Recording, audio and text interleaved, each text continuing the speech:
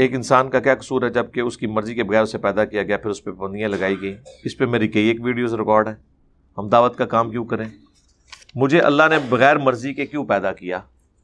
اس میں نے اس کو بریف کیا تھا کہ یہ جو کچھ ہوا یہ تو ہو گیا، اب اس سے آگے چلنا ہے. اگر آپ اس سے آگے نہیں چلتے تو آپ اس بے وقوف خودکشی کرنے والے کی مانند ہیں کہ جسے کوئی شخص پانی میں دھکا دے دے کسی تالاب میں یا سمندر کے اندر، اور وہ یہ ضد لگا کے بیٹھ جائے کہ جب تک مجھے یہ نہ پتا چلے کہ مجھے دھکا کس نے دیا اور کیوں دیا، میں نے ہاتھ پاؤں نہیں مارنا. اور ایک شخص کنارے پہ کھڑا ہو کر اسے یہ ندا دے کہ تم اس طریقے سے ہاتھ پاؤں چلاؤ تم کنارے تک پہنچ جاؤ گے، فی الوقت تو اپنی جان بچاؤ.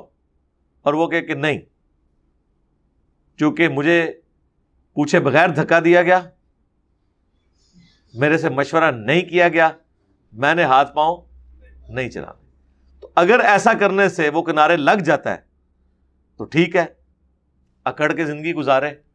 اور اگر ایسا کرنے سے بھی وہ مرتا ہی ہے تو بہتر یہ ہے کہ جو سمندر کے کنارے کھڑا ہو کر شخص ندا لگا رہا ہے اس کی ندا پر چلے، کنارے پہ آ جائے، پھر آگے تحقیق کر لے کہ کیوں نکالا یا یوں نکالا.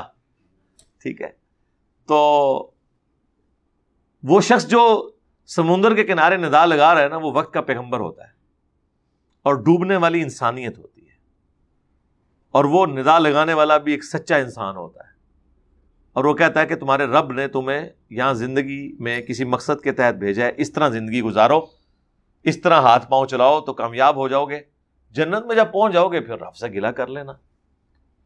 یہ تو ہے اس کا ٹیکنیکل جواب.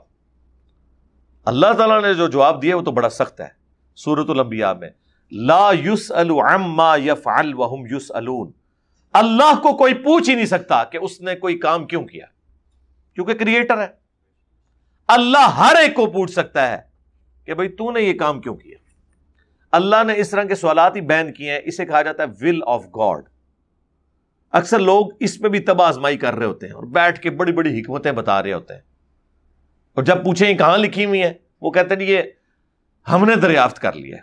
اپنی دریافت اپنے پاس رکھے. ہمیں حکم یہ ہے کہ جو چیز ونس اگر آپ نے گاڈ کو مان لیا ہے نا تو باقی سارے سوالات انویلڈ ہیں. پھر یہ چیز ڈسکس نہیں ہوگی کہ نبی علیہ السلام نے زیادہ شادیاں کیوں کی، نمازیں 5 کیوں ہیں، نمازوں کی ٹائمنگ یہ کیوں ہے. ان ساری باتوں کے جواب میں ہوگا ول آف گاڈ، اللہ کی مرضی. ورنہ آپ مجھ سے پھکی لے لیں، آپ کے تحت تو انصاف یہ تھا کہ ایک دفعہ پریگنینسی کی تکلیف سے مرد گزرے اور ایک دفعہ عورت گزرے، تو ٹھیک ہے پھر گزار لو، ٹائم قیامت تک جائے. اللہ نے کیپیبلٹی نہیں رکھی مرد کے اندر.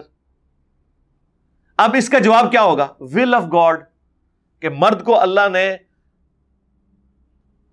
اکانومی کی تکلیف سے گزارا ہے کہ اس نے نانو نفقہ گھر کا پورا کرنا ہے، اور عورت کو اللہ تعالیٰ نے پریگنینسی کی تکلیف سے گزارا ہے، بچوں کی پرورش اور تکلیف جو ساری ہیں جڑی ہوئی اس کے ساتھ، ان سے گزارا ہے.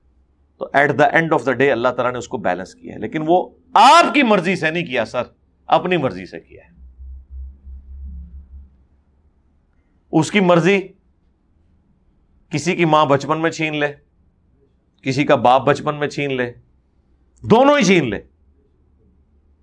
اب اس پہ کوئی وہ کرسچنز کہتے ہیں نا جی مسلمانوں کا خدا بڑا سخت ہے. جی ہمیں فخر ہے کہ قرآن کا خدا طارق جمیل صاحب والی گفتگو نہیں فرماتا، غامدی صاحب والی گفتگو نہیں فرماتا. وہ گفتگو کرتا ہے جو ڈاکٹر اسرار صاحب کرتے تھے یا میں کرتا ہوں. یقین نہ آئے تو آپ خود پڑھ کے دیکھ لیں. قرآن کا جو مرکزی ٹاپک ہے وہ ہے ہی انذار، ڈر سنانا. وَأُوحِيَ إِلَيَّ هَذَا الْقُرْآنُ لِأُنذِرَكُمْ بِهِ وَمَنْ بَلَغَ. اے نبی قرآن اس لیے نازل کیا ہے تمہاری طرف، تم اس قرآن کے ذریعے ڈر سنا دو انسانیت کو، اور جس تک بھی یہ پہنچ جائے اسی کے ذریعے ڈر سنائے. خوشخبری بھی ہے، لیکن ان کے لیے جو بات مان لیں جو باغی ہیں ان کے لیے ڈر ہے، اور زیادہ تر تو باغی ہیں، اور ماننے والے بھی باغی ہیں. ماننے والے بھی صرف اللہ کو مان رہے ہیں، اللہ کی نہیں مان رہے، باقی کو تو آپ چھوڑ دیں. تو یہ ڈر ہے. ہدی للمتقین، ہدایت ہے ان کے لیے جو ڈر جائیں.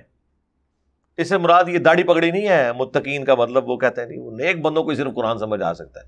بھائی قرآن میں تو لکھا ہے ہدی للناس وبینات من الہدی والفرقان، تو پوری انسانیت کے لیے ہدایت ہے. اس میں ہدایت کے روشن دلائل ہیں، اور یہ فرقان ہے، حق اور باطل میں تمیز کرنے والی کتاب. اس میں تو ہدی للناس ہے. تو ول آف گاڈ کو تو آپ کو ماننا ہوگا.